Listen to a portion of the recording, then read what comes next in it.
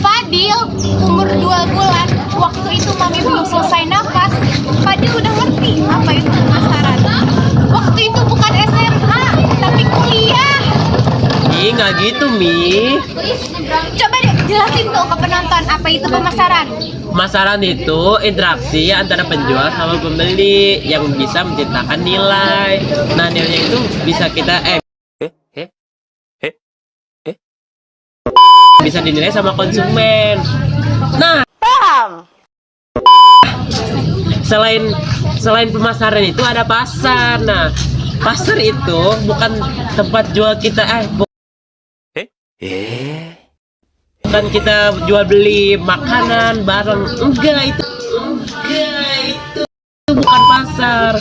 Pasar itu kayak target konsumen kita. Kalau kita pemasar, kita harus tahu target sasaran kita tuh siapa, target konsumen kita tuh siapa. Nah, karena ada pasar sama pemasaran digabung jadi manajemen pemasaran. Nah, manajemen pemasaran itu seni dan ilmu dalam memasarkan atau dalam mencari target sasaran kita.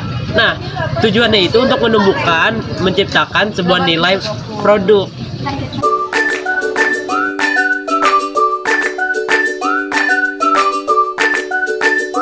Gak kayak yang di sana no, yang kagak tahu apa-apa. Iya deh ya.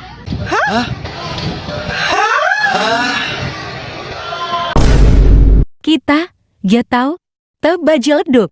Ayo kita kasih paham. Pemasaran sosial adalah suatu proses kemasyarakatan di mana suatu kelompok ataupun individu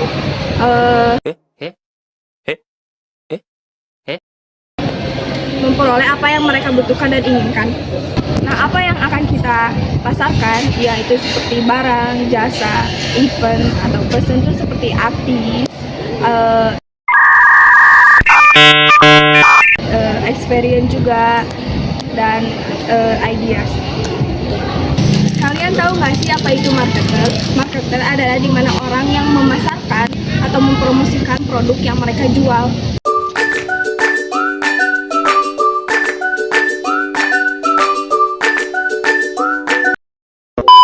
Ya, lanjutannya itu kita ada nilai-nilai. Maksudnya apaan sih kok nilai-nilai? Nah, satu, ini tentang esensi. Apa sih esensi itu? Nah, esensi itu kita di mana suatu perusahaan punya ciri khasnya sendiri yang beda dari yang lain. Jadi, karakteristiknya itu kurang lebih satu, perusahaan dapat membuat esensinya dia menjadi target utamanya dia bisa memasarkannya di mana aja. Dua, esensinya ini bisa juga diterapkan di berbagai pasar. Jadi nggak cuma di satu pasar doang, dia bisa terapin di pasar A, pasar B, pasar C. Targetnya lebih panjang. Nah, selanjutnya ini ada segmentasi dari nilai-nilainya, nilai 1, 2, dan 3. Yang pertama ada segmentasi nilai. Yang kedua ada juga di menentukan nilai-nilai. Yang ketiga, gimana kita mengkomunikasikan nilai-nilai. Contoh dari esensi yang pertama itu ada Adidas, di mana mereka menjual desain teknologi dari sepatu mereka atau produk-produk mereka yang lain. Nanti yang buat ada di produksinya sendiri. Yang kedua, contohnya adalah baik. Mereka mengesensikan produknya yakni murah, enak, dan dapat didapatkan di mana aja. Oke, selanjutnya adalah konsep inti dalam pemasaran. Yang pertama itu adalah kebutuhan, keinginan, dan permintaan. Kebutuhan itu adalah syarat dasar hidup dari manusia. Kalau keinginan itu adalah kebutuhan yang diarahkan pada satu objek untuk memenuhi kepuasan dari kebutuhan tersebut. Nah, kalau permintaan, apa itu permintaan? Permintaan itu adalah keinginan atas suatu produk yang didasarkan oleh kemampuan membayar. Nah, yang kedua itu ada segmentasi, positioning, dan pasar sasaran. Segmentasi ini adalah di mana perusahaan-perusahaan tersebut membagi produk-produk mereka untuk kebutuhan tertentu. Nah, kalau positioning itu di mana perusahaan-perusahaan ini membuat sedemikian rupa agar produk-produk ini dapat dikenal oleh pembeli. Nah, kalau pasar sasaran itu adalah target konsumen. Oke, selanjutnya itu adalah penawaran dan merek. Nah, penawaran ini adalah kombinasi dari jasa, produk, informasi, dan layanan. Kalau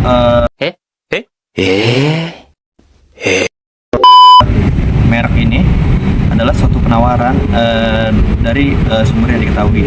Nah, yang selanjutnya itu adalah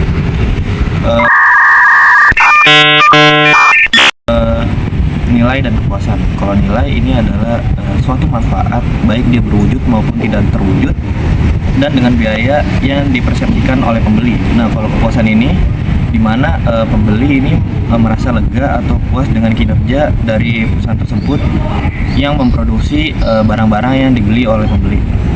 Oke, yang kelima itu adalah saluran pemasaran. Nah, saluran pemasaran ini ada 3, yaitu saluran distribusi, saluran komunikasi, dan saluran layanan.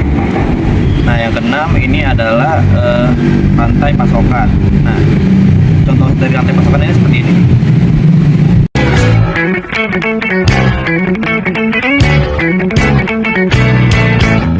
Nah, yang ketujuh itu persaingan. Nah, persaingan ini mencakup semua penawaran dan produk yang ditawarkan oleh pesaing, baik aktual maupun potensial.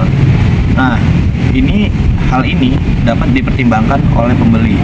Nah, yang ke-8 itu adalah lingkungan pemasaran. Ada 2, yaitu lingkungan tugas dan lingkungan luas.